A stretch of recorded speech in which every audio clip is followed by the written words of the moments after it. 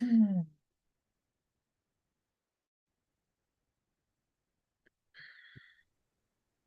right, says Don't everybody speak at once. right. Do you want to talk? No, do you want to talk? No, do you want to talk?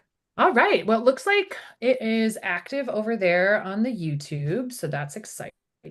Welcome everyone. Welcome, welcome, welcome. Whether you're watching us live, whether you're here for the recording, thank you so much for joining us. So before we hop in, I want to just touch on housekeeping, some housekeeping stuff, and just so I'll do that. So the format for today, I'm going to talk about housekeeping. We'll open up the space and just drop in together. We will have our conversation and our discussion, and then we will move in and do some healing at the end. All right, so Unbecoming Karen. It is not just a live stream conversation. This is a sacred container dedicated to healing the harmful and deeply rooted programming of white supremacy that has become increasingly more visible in recent years. We hope to open up the possibility for a future free from harm and full of care.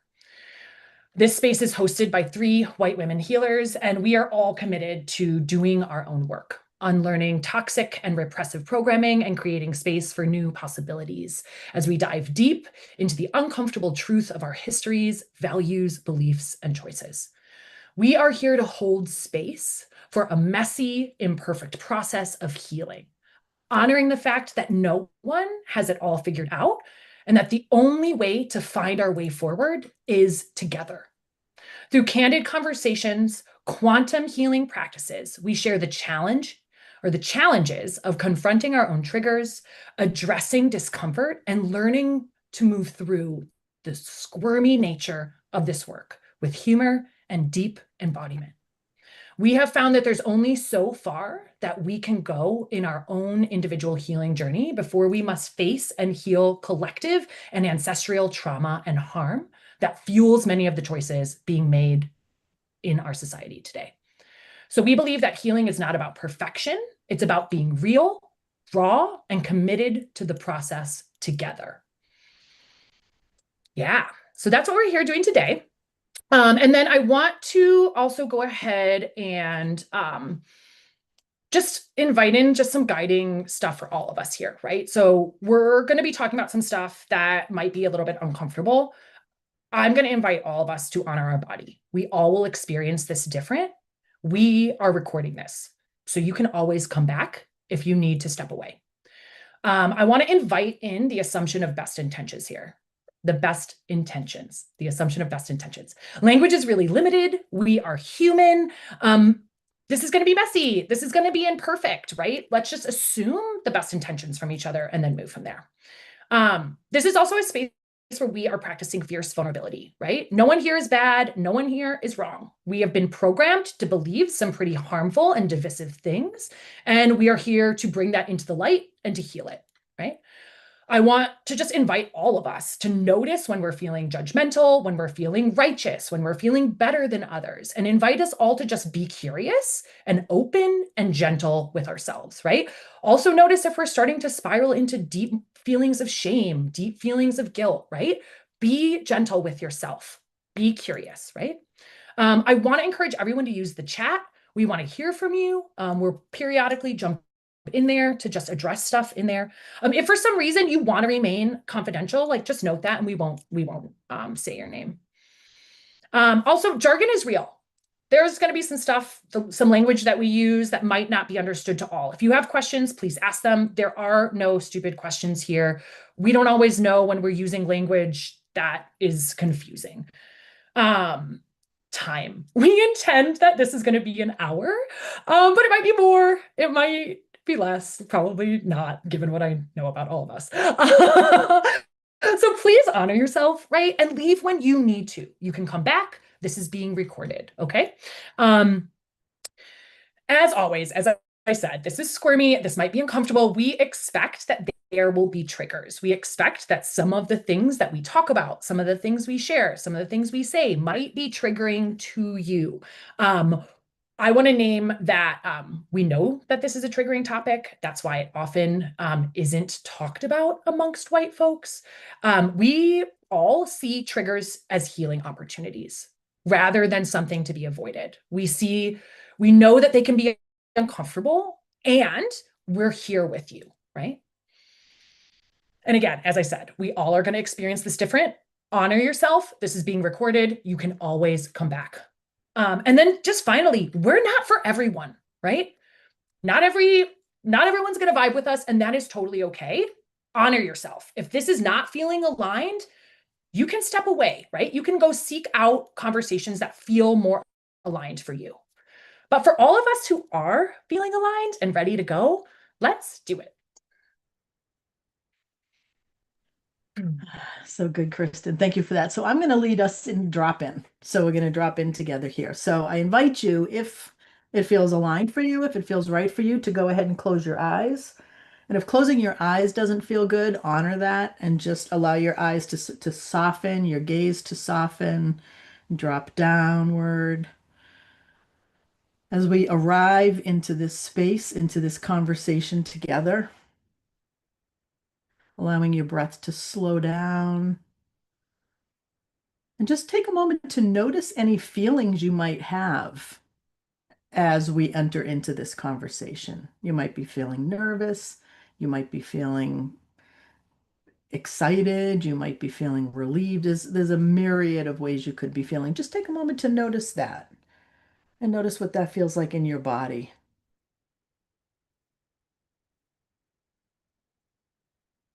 As we now begin to really focus on our breath, allowing it to slow, but not trying to force it to be a specific way. Just noticing how your body is breathing right now.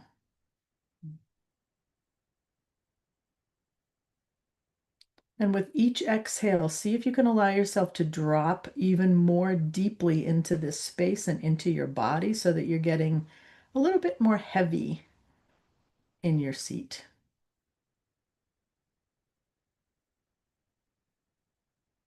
Allowing your mind to soften, even though these are conversations, which can be very mental. We very much intend for this to be a somatic experience, so awareness of the body, because that's where this programming lives, is in the body. And as you continue to let your breath deepen and drop deeper into your body with your exhales, we'll now intend to drop some energetic roots down into Mother Earth here. But before you do, I want you to ask permission from her, if you may offer her your roots and if she will open to receiving them. And only if you feel that permission, allow your roots to then reach down into her. And if not, then just breathe and be where you are. Any feelings that might come up. And as we now collectively, those here on the call and anyone listening to the recording at any time, we are all connected as we anchor into this beautiful home planet of ours, Mother Earth. And feeling our roots touching into all of those on this planet who are doing work like this, who have the same intentions and the same desires for healing, for justice, for connection, for inclusivity, for belonging, for love. Really just allowing us to collectively tap into that energy, that consciousness. And allowing that to circulate through your body.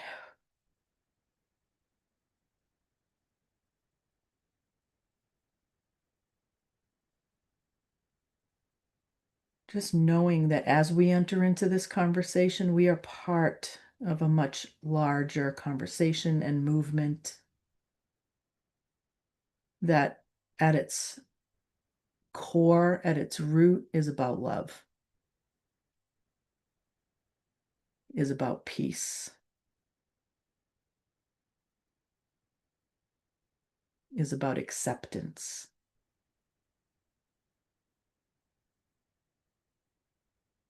So just allowing yourself to feel the vibration of those words in your body and really anchor into those. Love, peace, acceptance.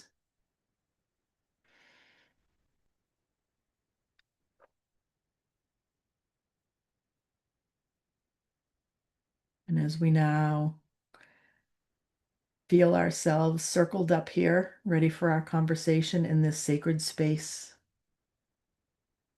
I invite you when it feels ready, when you feel ready, allow your eyes to flicker open. If they've been closed, otherwise just let yourself focus and start to look around your space as we bring our attention back to the conversation.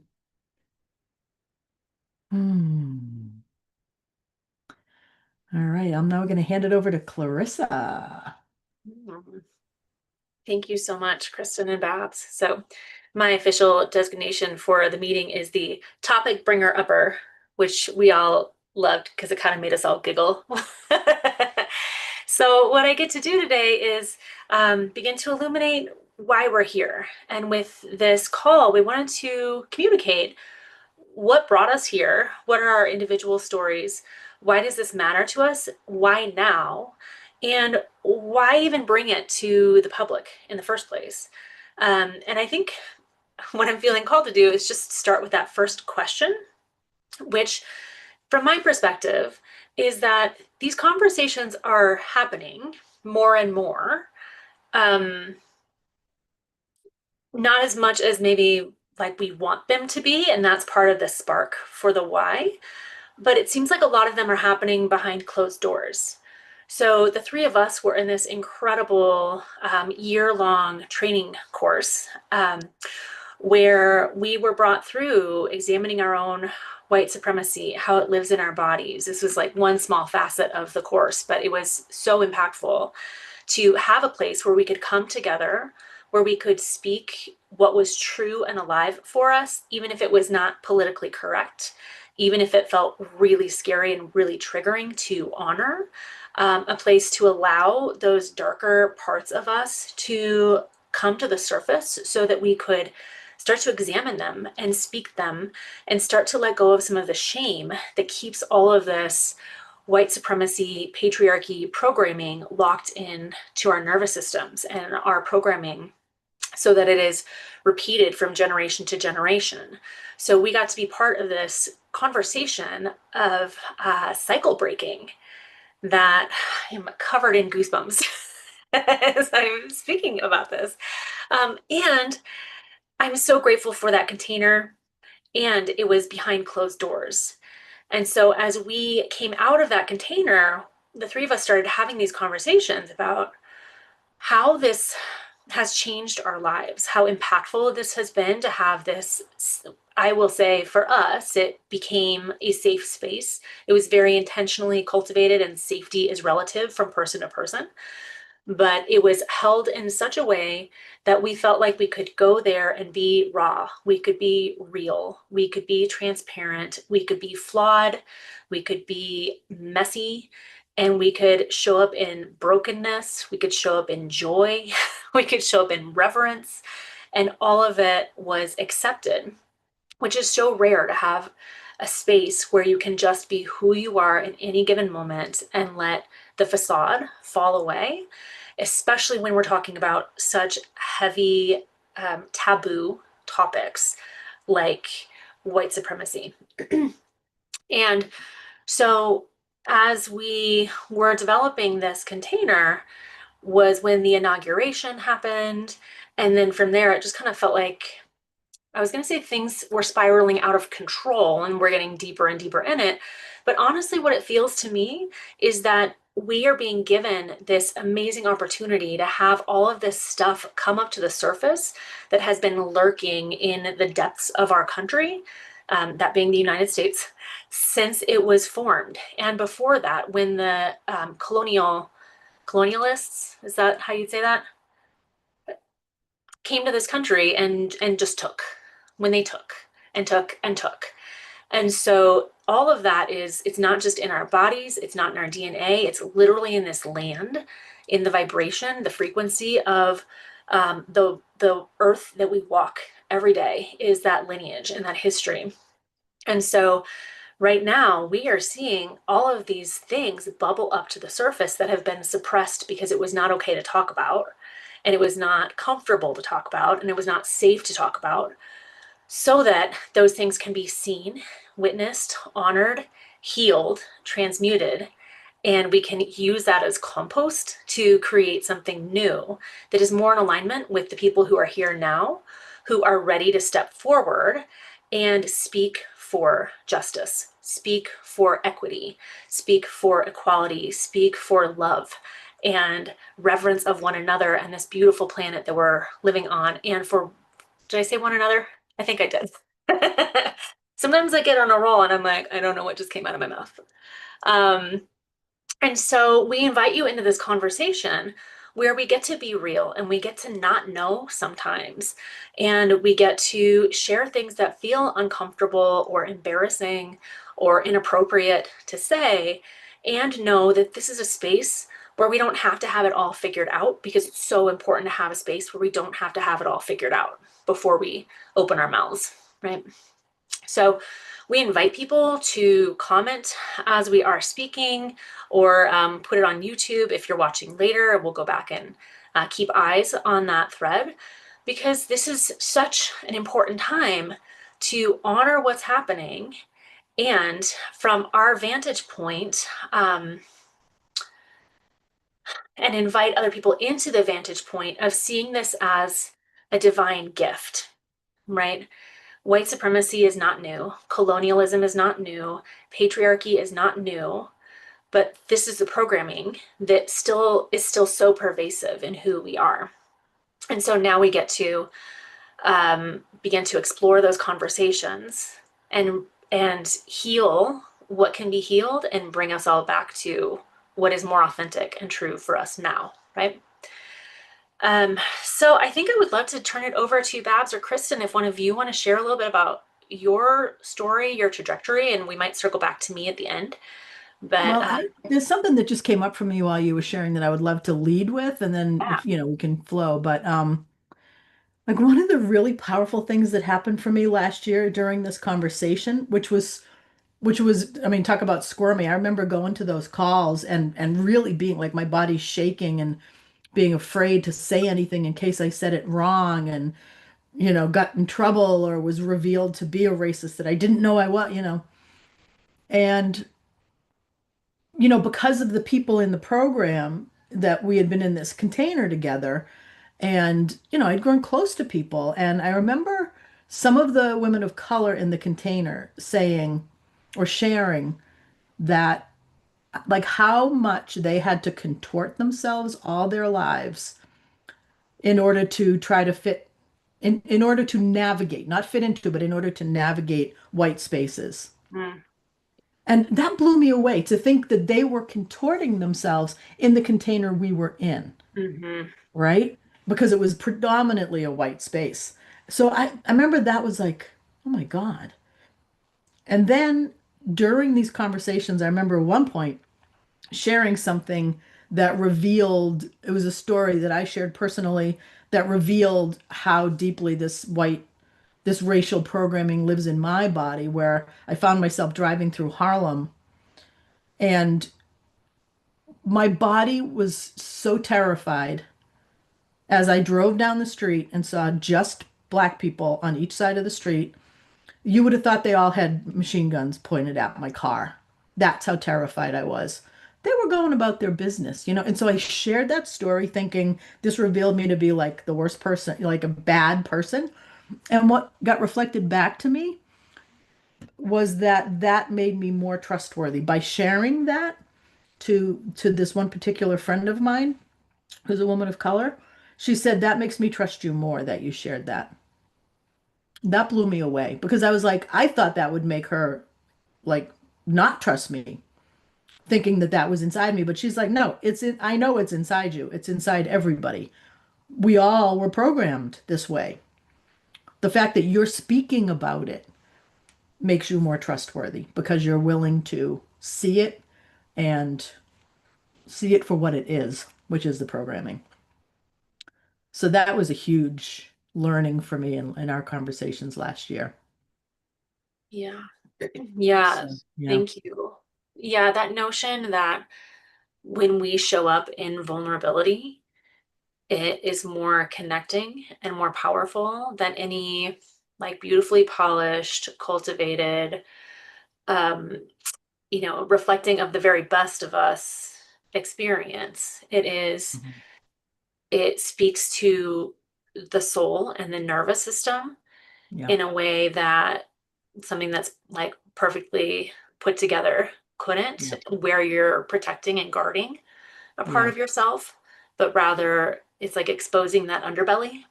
And it also gives you something to work with. There's a healing potential there, right? It's when it's denied, which is what we're seeing Yeah. administratively and like all of that right now, a denial of it. Like, let's get those books. We can't even look at those books.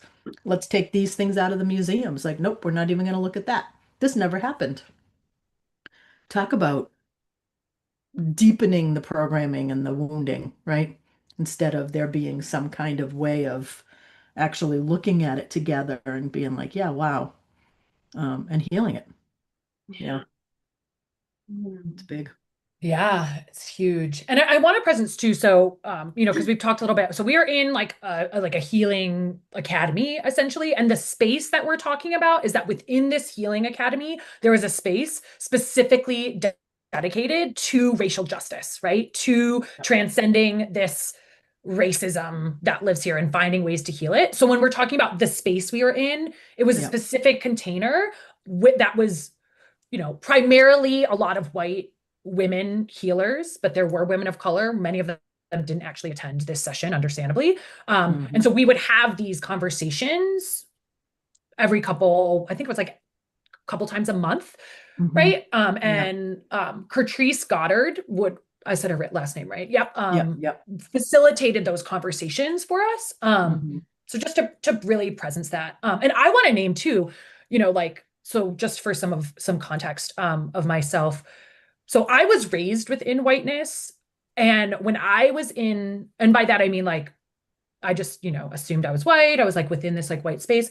And then when I was in like elementary school, I had to do a family tree.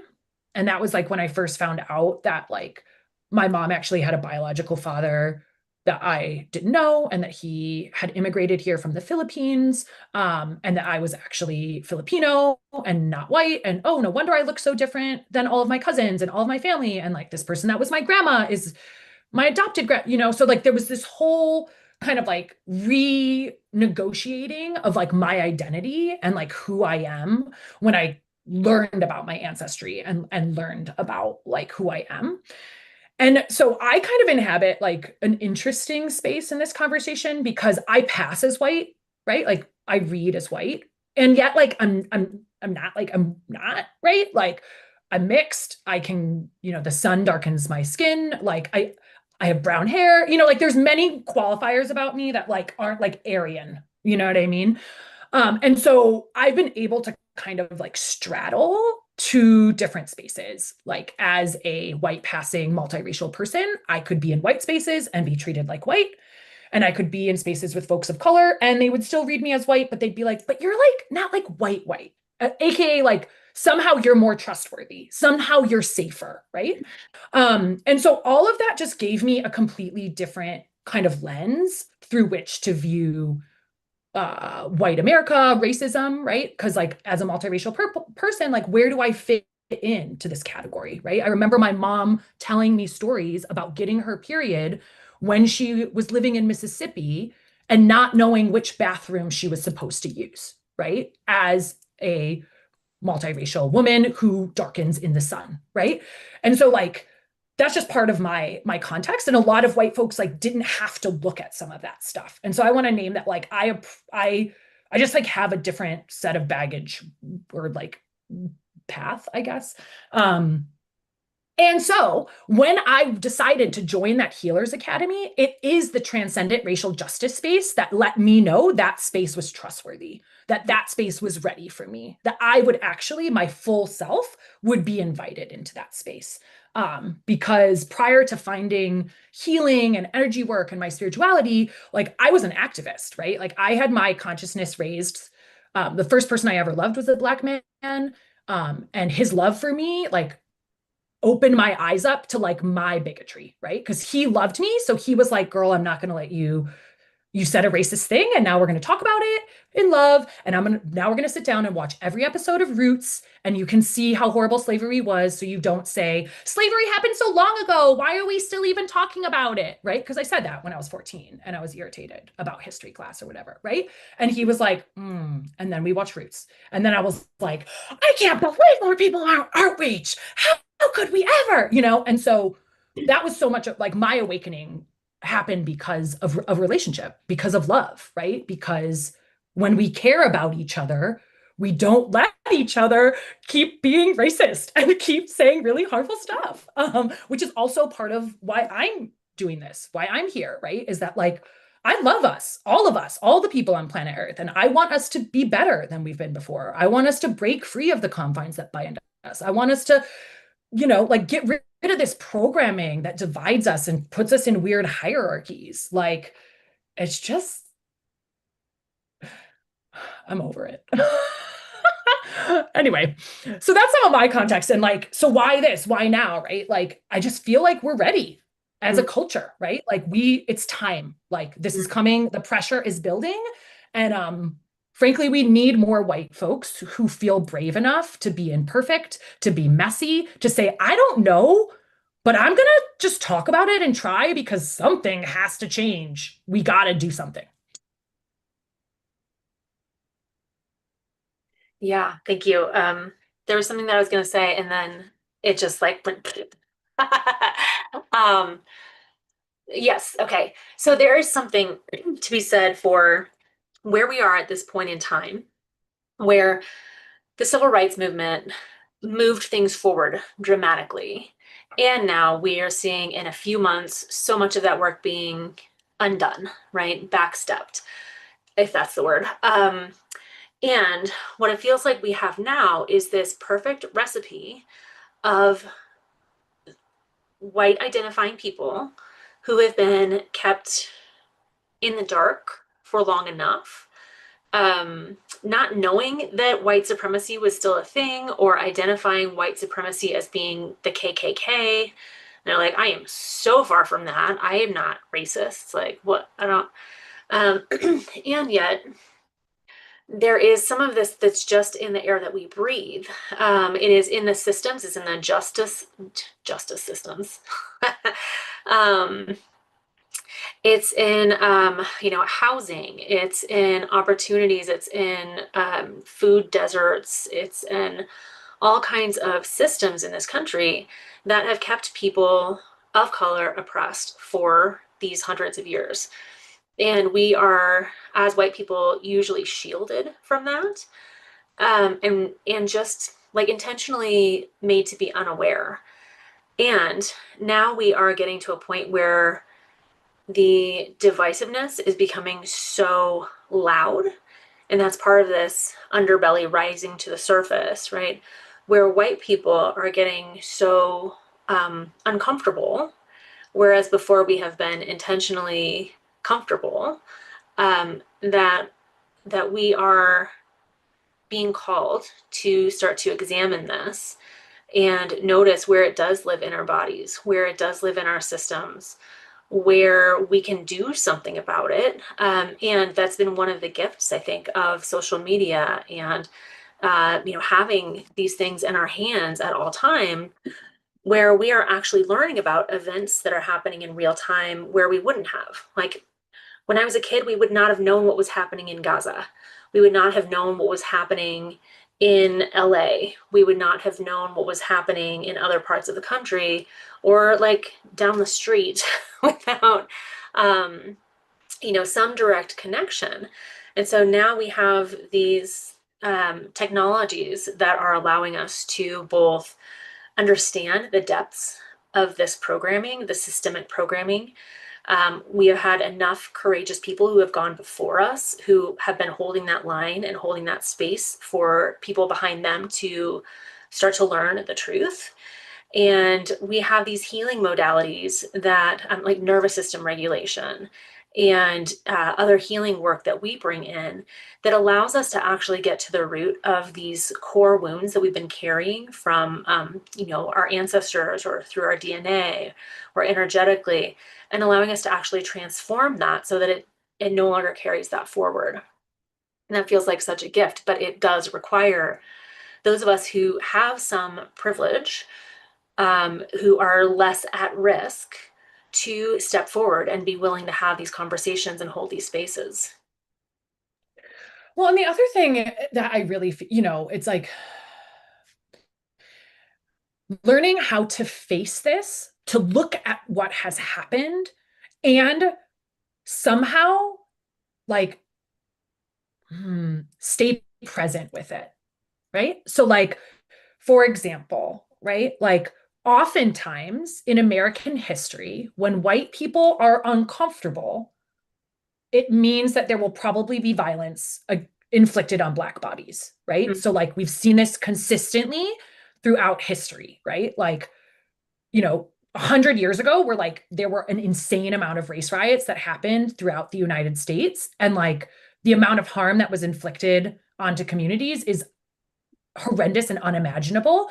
But somehow, right, like the nervous system response within the bodies of white people was, this is how I keep myself safe. Yeah. Right? I stay safe by annihilating the enemy. I stay safe by whatever, making all of those people go away, right? And that's even still the jargon of now, right? Is like this really divisive, like, these are the people to blame. When we just get rid of them, then we'll be safe, this idea. But like, first of all, like, okay, I don't want to say like that's just not true, but like safety is something that we cultivate from within. The feeling of safety, right? And I don't mean like someone has a gun to your head and you're like, no, I have to just feel safe. Like that's not what I'm talking about. I'm talking about like, how do we cultivate a feeling of safety despite external circumstances, right? And so we have seen this happen, like communities that have experienced like a natural disaster, right? Their homes are lost. All sense of safety is gone. And yet they have to come into regulation enough to rebuild, to help each other, to find who is hurt, right? Like that's what I'm talking about here is like, despite chaos everywhere, how do we get regulation so that we can show up for each other, so that we can have a conversation about how we clean this fucking shit up? Because seriously, like it is like a natural disaster has come in and fucked up everything. And now we're all walking around like it's fine. Like there isn't like, like debris everywhere and like people in pain. And so I feel like as white folks, right, like that is a big part of our work, is working on nervous system regulation, because folks of color have never been able to look away from any of this. Let me say that again. Folks of color have never been able to deny the existence of white supremacy because it has terrorized them since the onset of this idea of white people and not white people. Like, and so it's on us as folks who are white, as folks who are socialized white, as folks who live within the confines of whiteness, to start actually examining this, because it's on us to dismantle this because it lives in us. Like, and again, like I want to presence, Clarissa, you were talking about, we see this systemic racism in our society, and folks might be like, where? So one really good example is the Jimmy Kimmel stuff that just happened, right? America rallied around that white man's freedom of speech. They freaking rallied around him in less than a week. Rally, right? How many women of color, Black women, Palestinian women, Muslim people have been silenced, and no one's really, everyone's like, damn, that sucks. So what's next? And so like, I'm not here being like, that was bad, we should feel ashamed. No. I'm just here to say, like, let's look at this and be real with ourselves, because sometimes we rally for some people and we leave other people to fend for themselves. And that's just a fact. Yeah. And this, what keeps coming up for me as you're speaking, Kristen, is like I love the focus of our conversations being about how it lives in me. Like for me, it's like what I need to focus on is how it shows up in me. Because it's so easy to be pointing out there, right? Like what they're doing, what they're not doing. And then everybody's yelling at each other and pointing fingers, which is what we've been doing for a very long time. And like for me, like I'm pretty new to this. I'm 63 years old, and I hate to say that I'm pretty new to this conversation because of white privilege and white fragility. And those are two terms that are so interconnected, right? Like the white fragility pushes back against the concept of white privilege.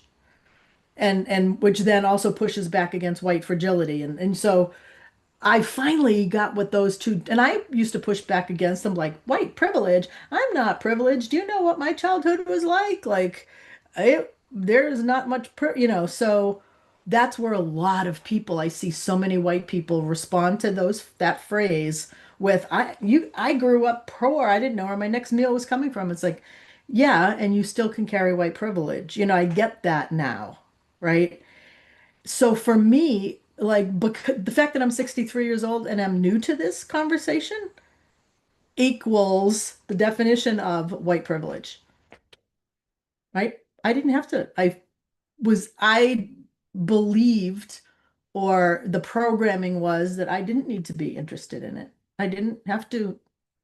I could look at these stories on the news and oh, George Floyd and all the nonstop names of people of color that are brutalized and feel outraged, but never having to look at how I am part of that system, right? And then the white fragility piece, like even that outrage, right? Like the white fragility of not being able to tolerate these conversations, avoiding the conversations because, oh, I'm afraid to say the wrong thing, or, um, getting so upset that you're crying, your feelings take over the room of the conversation, right? So there's just so much to those two terms, I think, um,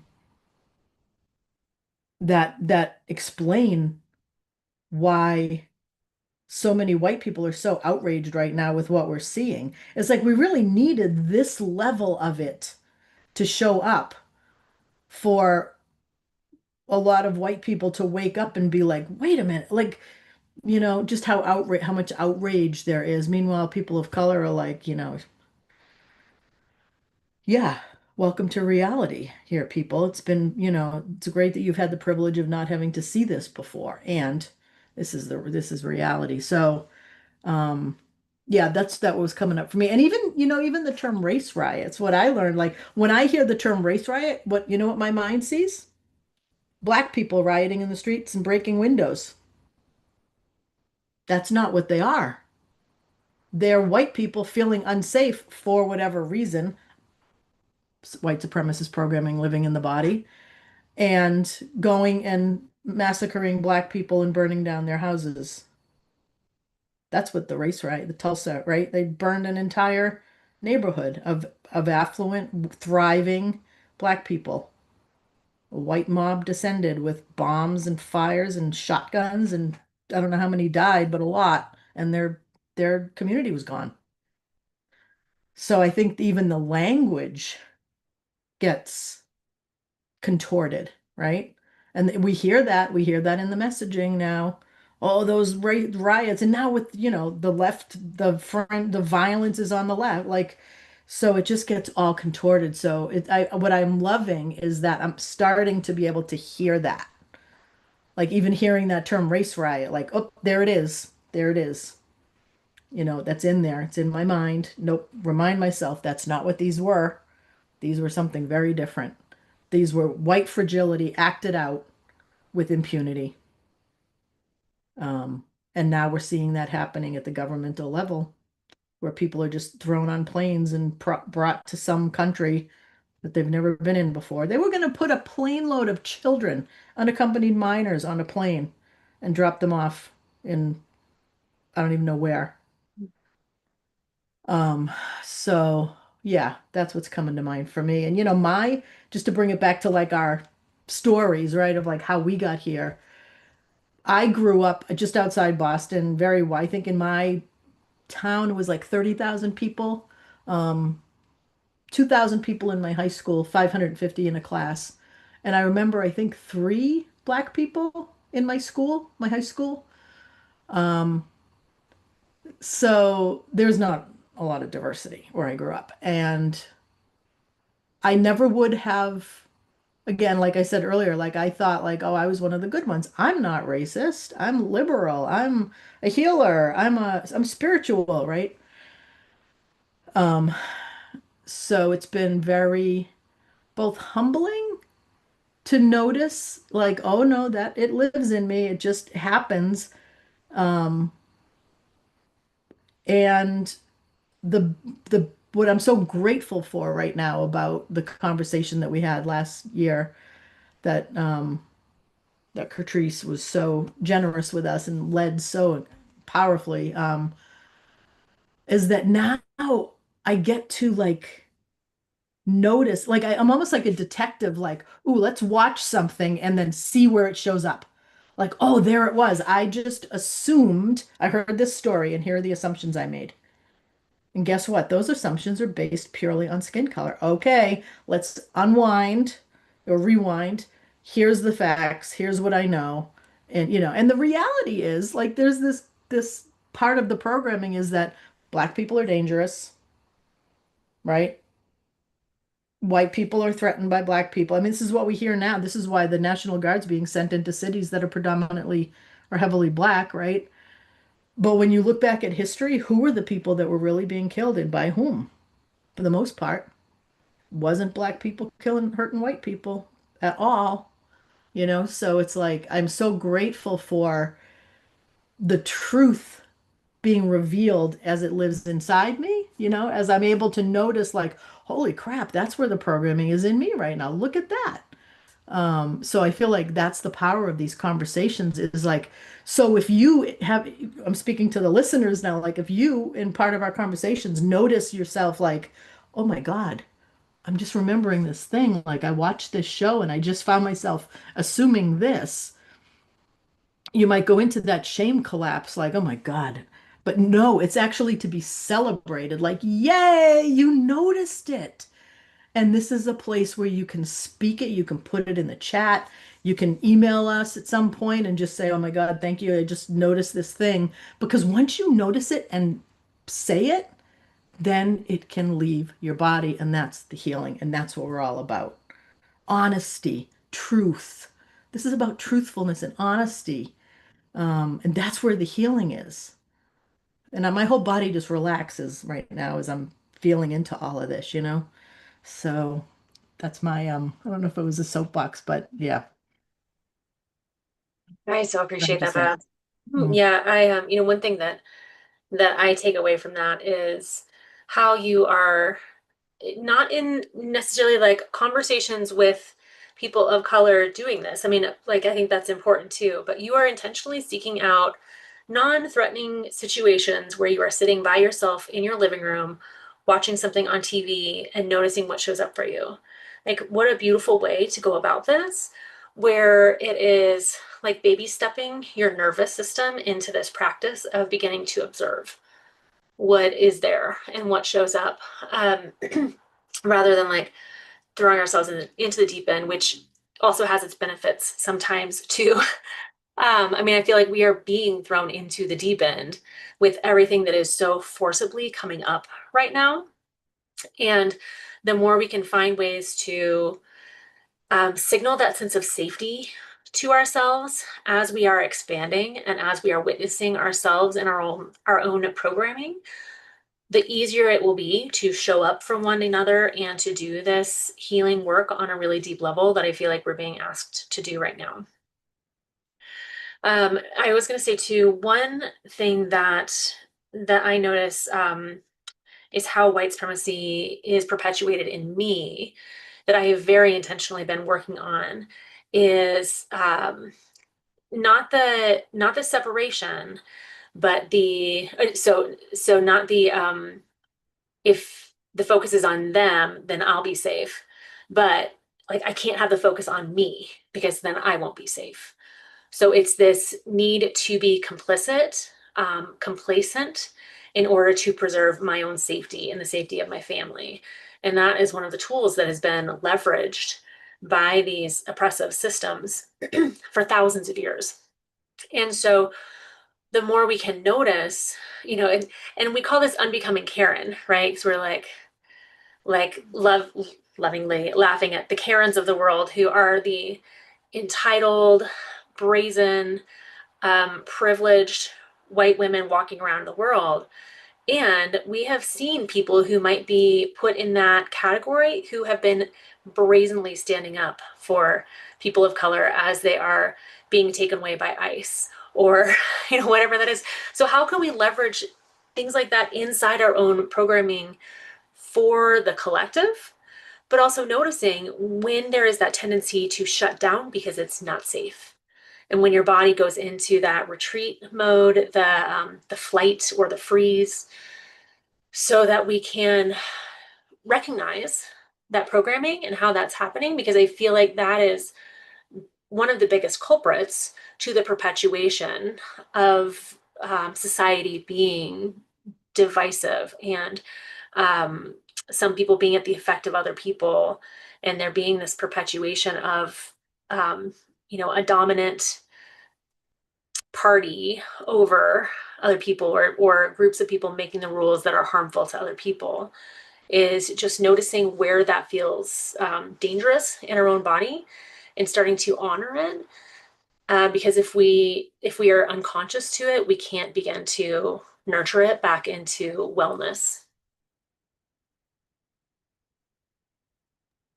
Yeah, and I want a presence to I, so I said it at the beginning that like we are three white women healers who are choosing to talk and uplift conversations about healing white supremacy. And you'll notice in our conversation that so much of how we see the way forward is really rooted in a lot of different healing modalities, right? Where we're talking about, like the whole you gotta feel to heal, right? That in my own experience, so many of my breakthroughs have come when I stopped rejecting that part of myself and instead embraced that part of myself and integrated it. And so um, you'll notice that that is such at the root of so many of our conversations is how do we heal from this? How do we find a way forward? How do we repair the harm, right? Because in many ways, these wounds have been left untended. And so now here we are to come and tend them and say this festering wound has festered for too long.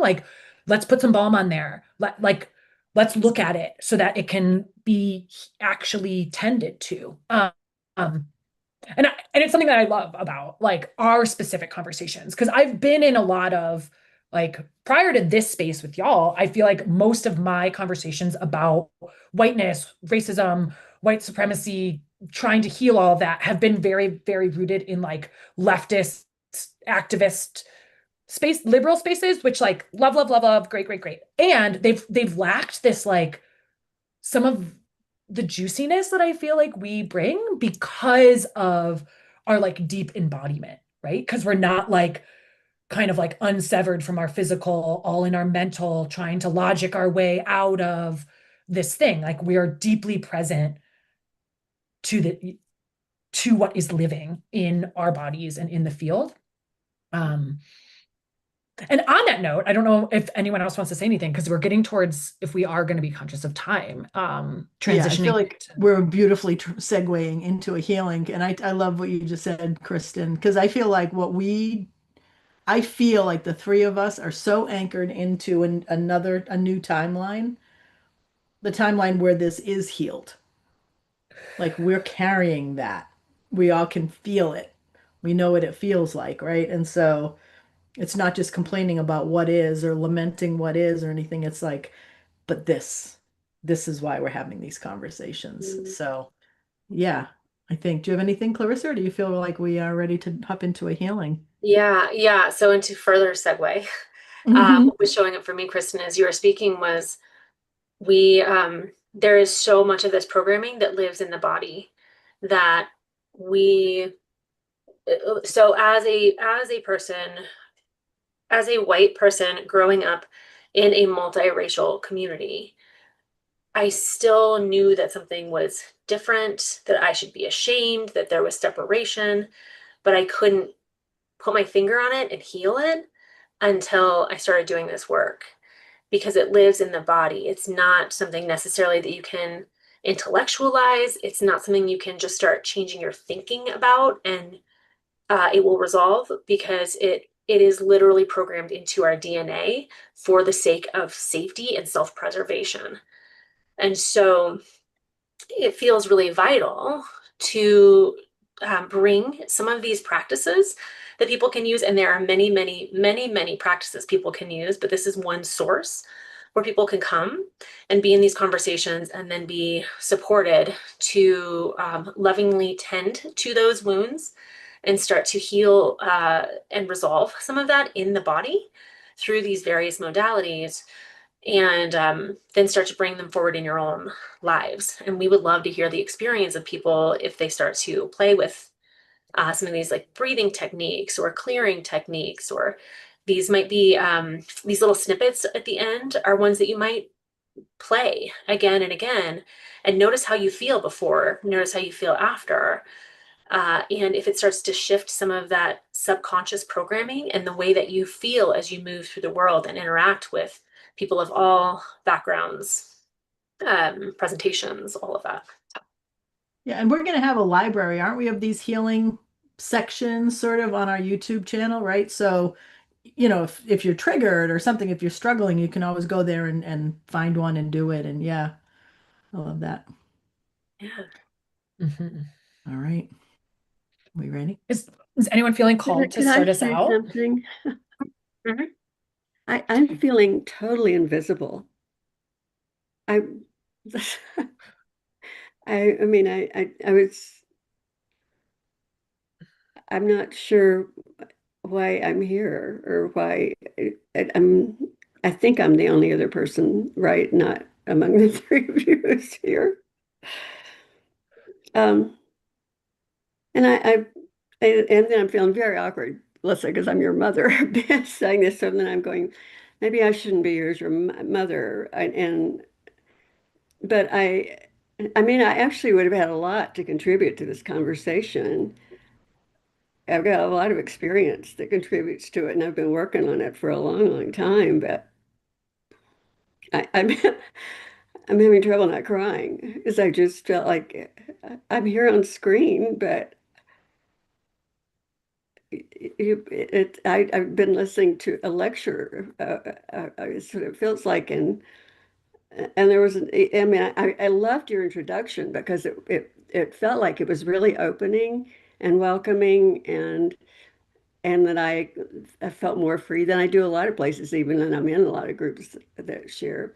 I felt more free that I could, um, So can I be just pause you authentic. for 1 second? Do you know Yeah. that you're being live, that we're live streaming on YouTube right now too? No, I didn't. I Okay, so didn't that realize that's the that. other And I reason that it's apologize for probably that. But feeling like that. And I want to like super honor you and like I this is our first time with like actual live participants live yeah, streaming and like it, so I just want like I don't want you to feel surprised because like that's why it was feeling lectury is that we're live streaming this onto YouTube. okay. And Okay. we're still trying to figure out what it looks like to hold more intimate conversations. Uh-huh. Um and I guess like our intention for having people in the space with us was so Uh-huh. that like it felt more like a community.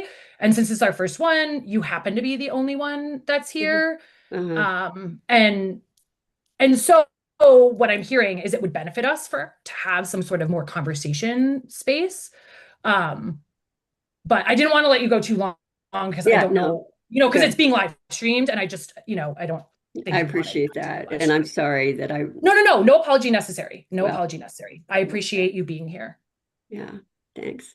Hmm. And I mean, that would help just to acknowledge I was here at the beginning and whoever else might be there too. So, but yeah, thanks for letting me speak.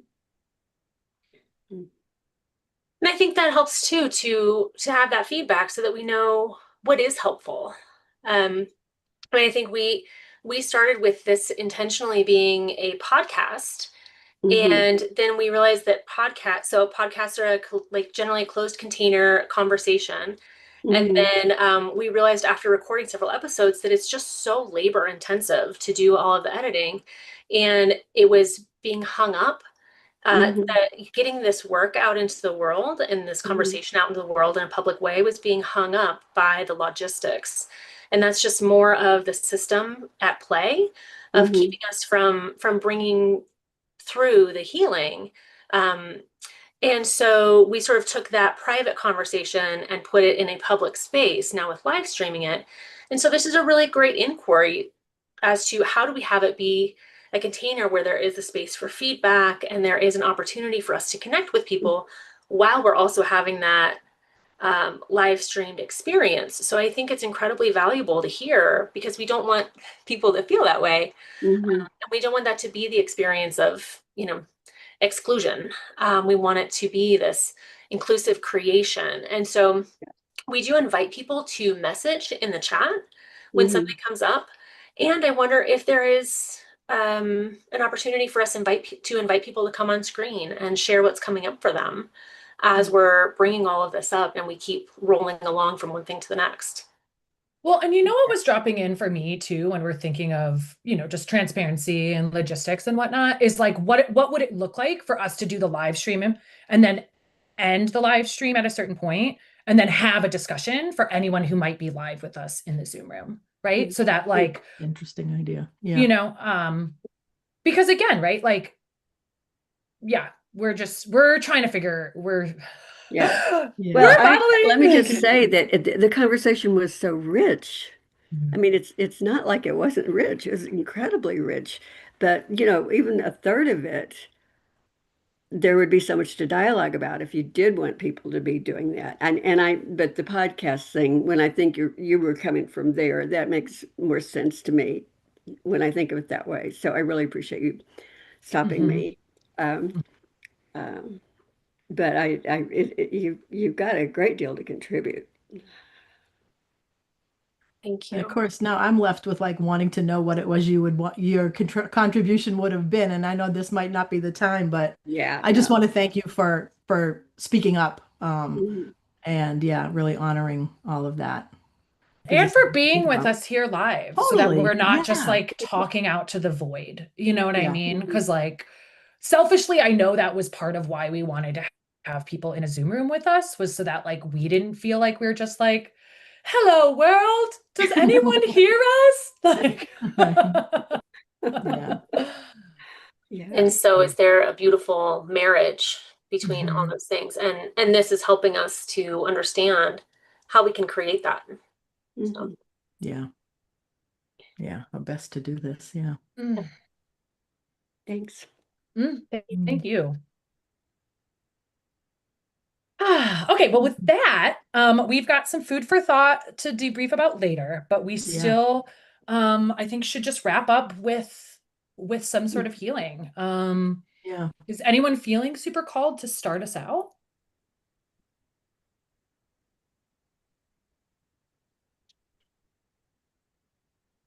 I'm getting a yes over here. Okay. Okay. Hmm.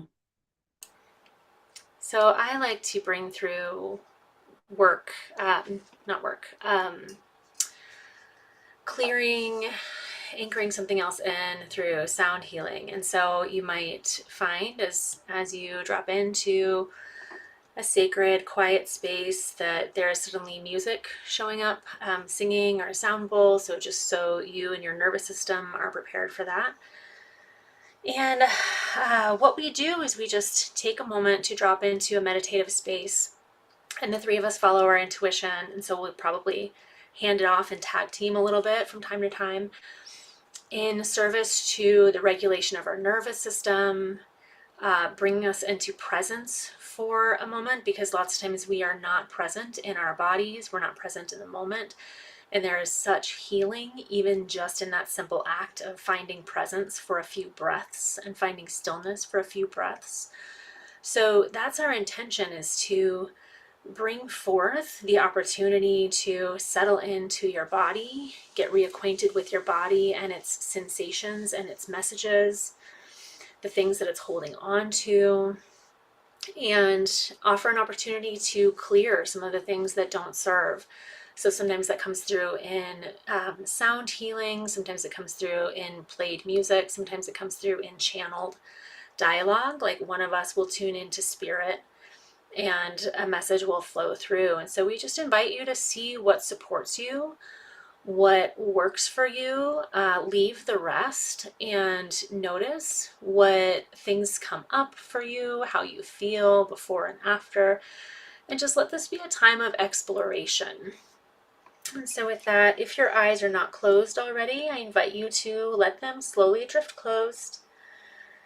If that doesn't feel safe for you, then feel free to just bring them down to a soft gaze. Taking a slow, deep breath in, holding it at the top, and a long, slow exhale.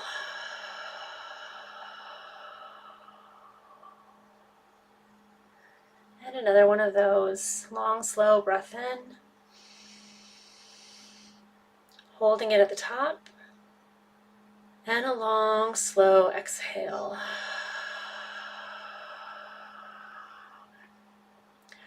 And just notice what your brain is doing right now.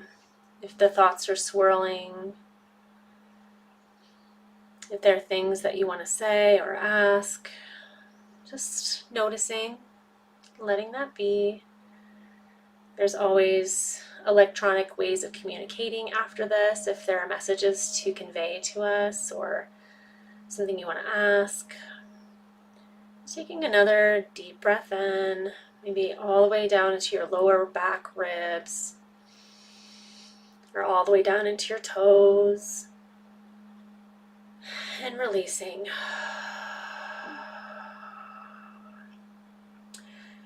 And bringing forward anything that is asking for your attention from this conversation.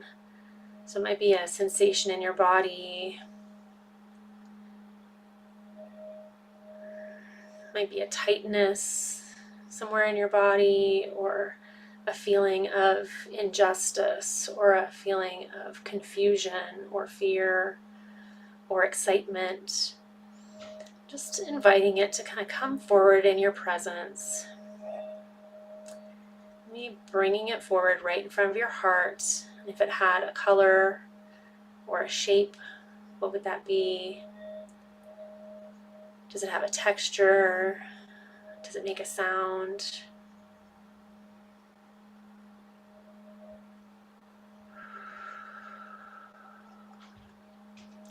Now, does it have a message for you? What's an echo? Is there something it would like for you to know?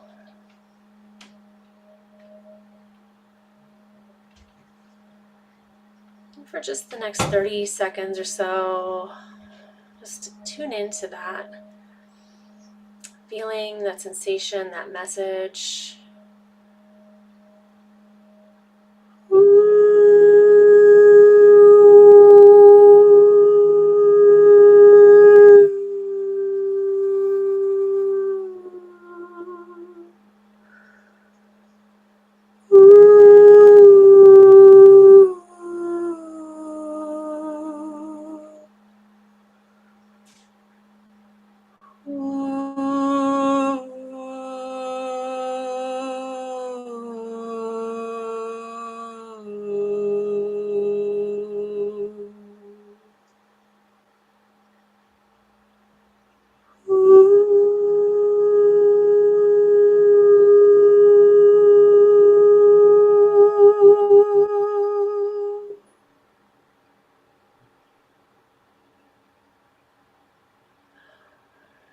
Taking a deep breath in.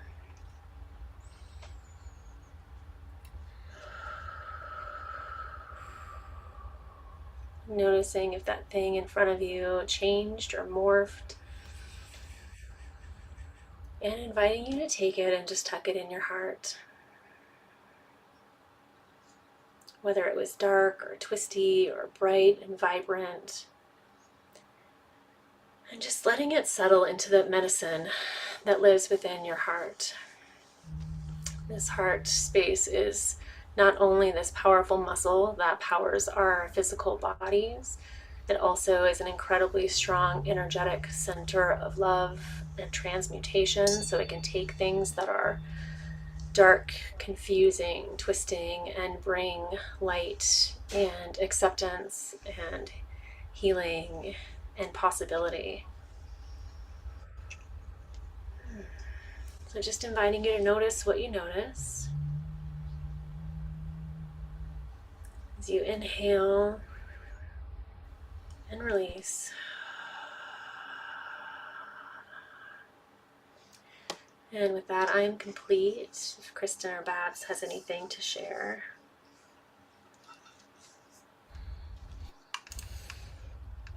Just inviting you here to, if it feels right, just bring some subtle movement into your body. Maybe you want to sway, maybe you want to shake, maybe you want to just maybe gently touch or feel your body, make contact with your edges, feel where you end, feel where you begin. And as you're just coming into presence with this movement and maybe some gentle touch, I'll invite you to just take another breath into your body and just invite anything that lives in your body that does not serve you to be gone now. Breathe it out. And as you breathe it out, just imagine it leaving you. If you want, you can tighten your hands and then let them go, imagining that you are just letting go of all of this harmful programming, of all of these patterns of behavior, all of this unconscious thinking, just really allowing it to release and trusting that it can just be that simple right now. You can just let it go. Your intention to let it go can be enough. And I'm going to invite you here to just feel as though the grip, any holding that you might be, anything you might be holding onto, just let yourself loosen that grip. It's okay. You can just set it down for now. Whatever that is, whatever is ready to be let go, whatever you're holding that might not be yours, whatever you're carrying that no longer serves you, just let yourself just set that down.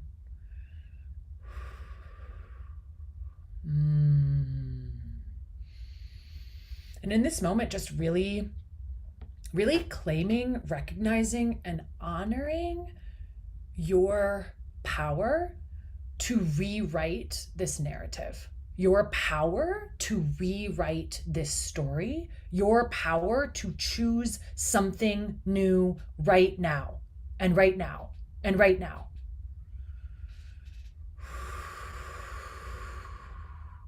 Yeah, you came here to choose something different. Ooh, your will is free. Your will is free here now. So just inviting you to really claim that. Maybe you want to say, my will is free. I claim that my will is free. And it is so. And it is so. And if for some reason you believe it is not so, just let that belief go. Just give that belief over to the earth to be composted. Let it fall away like the leaves of the trees right now. Because your will is free and you get to make a different choice. And in fact, I believe that if you are alive right here, right now, it's because your soul wanted to be a part of this transformation, of this healing, of this change.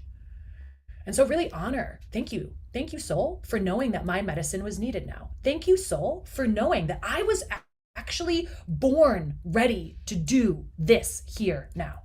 Thank you. Thank you. Thank you for perfectly positioning me so that I could receive this right when I was ready, so that I could show up right when the world needed me, right when it was time. Just letting that really settle into your field, into your body. And also really honoring, I can feel it's like this, like pinpricks all around the earth of all of us who are really awakening to this power that we have, to this choice that we made to be a part of the healing and the reclamation.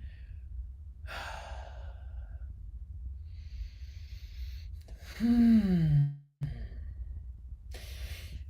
just really feeling that you're not here alone, that there are so many other souls on planet Earth right now who are doing this work, that there are so many other souls in your ancestry who have done this work, who are cheering you on for doing this work, and really feeling and claiming right now how supported we are right now in these conversations, in this healing, in this transformation.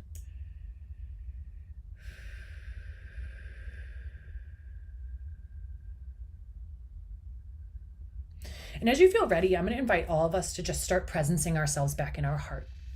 You can do this by placing your hands on your heart or by just imagining yourself dropping into your heart space.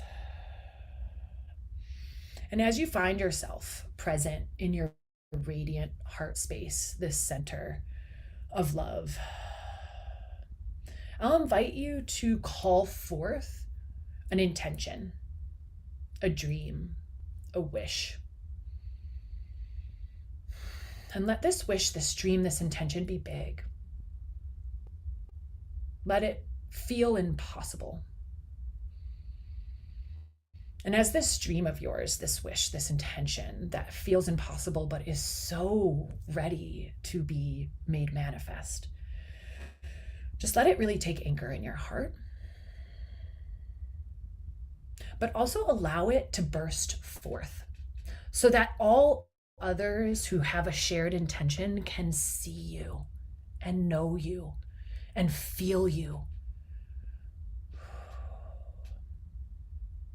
Because there are so many of us alive on planet Earth right now who are praying for a healing solution, who are praying for unity, who are praying for peace, right? Let us be recognizable to each other. Let our hearts open here. Let our intentions be worn on our sleeves so that we don't have to fear how loving our heart is, how much we care. That's our superpower, our love, our care.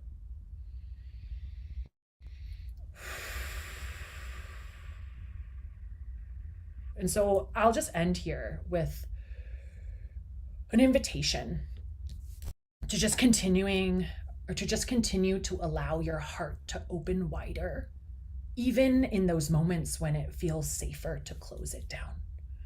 To continue to let your heart lead you forward when it feels safer to lead with logic or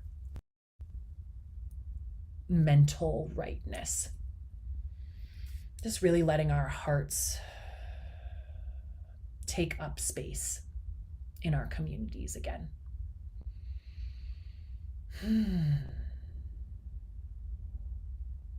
Yeah. And with that, I am feeling complete.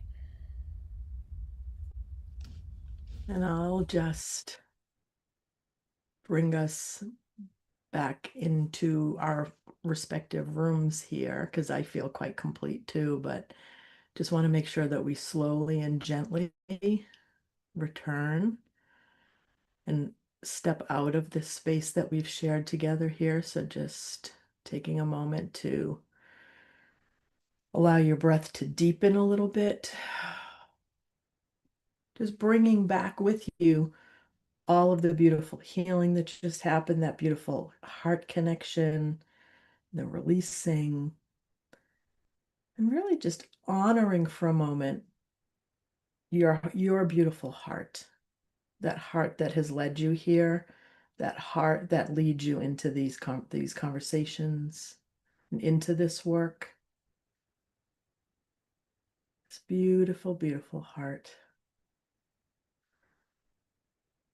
As we now continue to step out of this container, if there's anything that you've taken on, any energies you've taken on that are not yours, either during this conversation or at any point, we now return to sender with love. And then we take a moment to call back all the parts of us, any parts that may have gone outward for any reason at any time, calling them back home now, back into your unique energetic signature, so that you are fully present with yourself as yourself, and allowing your breath to continue to return to a more normal breathing state for you in your day-to-day activities. Imagine taking a step back out of this circle that we've been in with so much gratitude and so much appreciation for each of you. As you feel ready, thanking our Mother Earth and thanking any non-physical support that has been here for us today. Thank you, thank you, thank you.